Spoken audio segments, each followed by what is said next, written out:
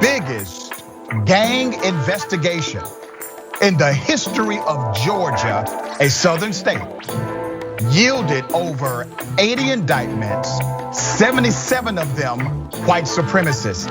They are called the Ghostface Gangsters, okay? Now, they are reluctant to call them white supremacist gangs. They keep using terminology like gangsters and street gang. However, these are white supremacists, and this is in fact a white supremacist gang. Here are their pictures. You see them? Take a good look at them. This is the single largest gang investigation in Georgia. That's how local and state officials are describing Operation Kibosh, led by Richmond County Sheriff's Office against Ghostface Gangsters criminal street gang. Police say 77 of them are part of the Ghostface Gangsters.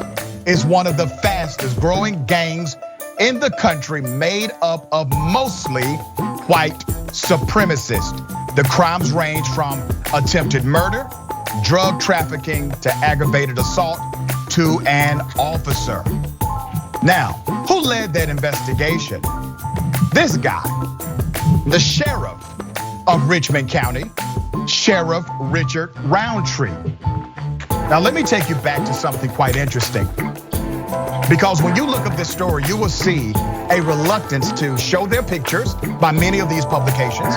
They are also not providing their names in many of these publications, talking about the biggest gang investigation in the history of Georgia.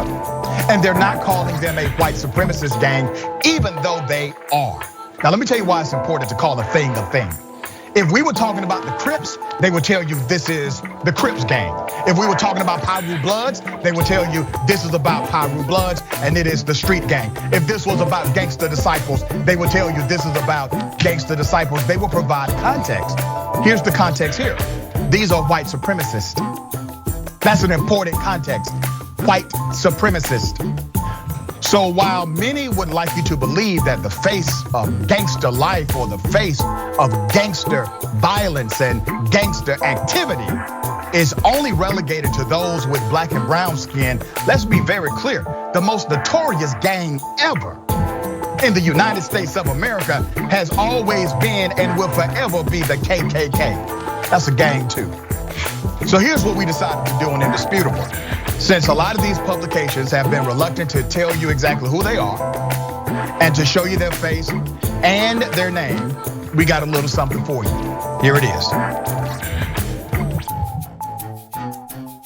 You will notice that some of them look quite normal and some of them do not. You'll also notice a lot of females who are part of this gang. A lot of young females are members of this white supremacist gang. Now, obviously they have been charged. All of this is alleged until conviction. But wow, look at the number of white females who are members of this white supremacist gang. Now, I had a conversation with another gang expert about this because I noticed when there's a big gang bust of a black street gang, you don't see as many women as you do in this bust. And he said something quite interesting to me. He said for them, this is very generational. That the gang activity is extremely generational.